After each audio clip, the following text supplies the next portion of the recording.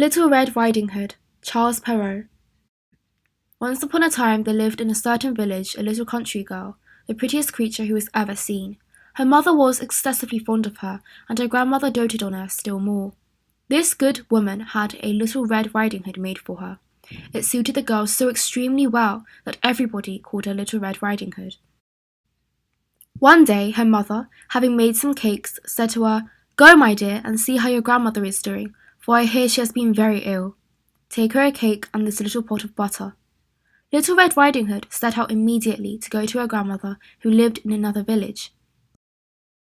As she was going through the wood, she met with a wolf who had a very great mind to eat her up, but he dared not because of some woodcutters working nearby in the forest. He asked her where she was going.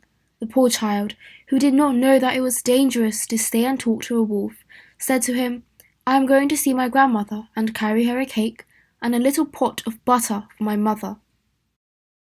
"Does she live far off?" said the wolf. "Oh, I say," answered Little Red Riding Hood, "it is beyond that mill you see there, at the first house in the village." "Well," said the wolf, "and I'll go and see her too. I'll go this way and you go to that, and we shall see who will be there first." The wolf ran as fast as he could, taking the shortest path, and the little girl took a roundabout way, entertaining herself by gathering nuts, running after butterflies, and gathering bouquets of little flowers. It was not long before the wolf arrived at the old woman's house. He knocked at the door. "Who's there?" "Your grandchild, Little Red Riding Hood," replied the wolf, counterfeiting her voice, "who has brought you a cake and a little pot of butter sent to you by mother." The good grandmother, who was in bed because she was somewhat ill, cried out, "Pull the bobbin and the latch will go up."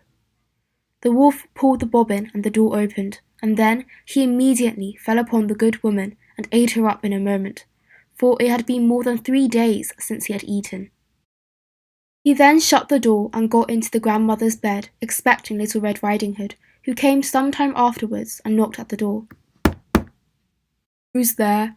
Little Red Riding Hood, hearing the big voice of the wolf, was at first afraid, but believing her grandmother had a cold and was hoarse, answered, "It is your grandchild, Little Red Riding Hood, who has brought you a cake and a little pot of butter mother sends you."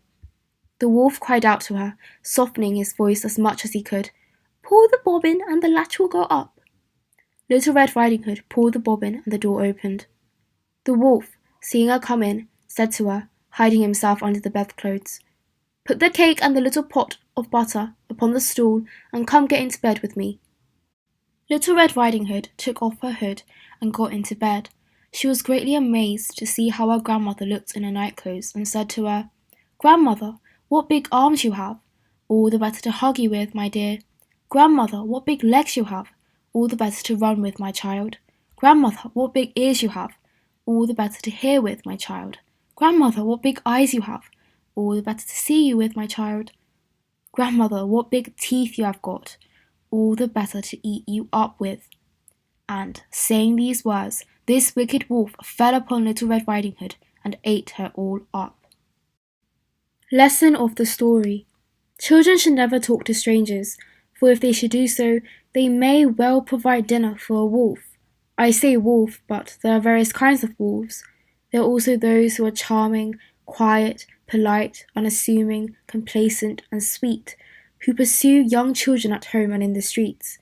And, unfortunately, it is these gentle strangers and sometimes friends who are the most dangerous ones of all. If you should ever see someone you are scared of, tell an adult you trust straight away. The material contained in this book is in public domain and as such is not subject to copyright.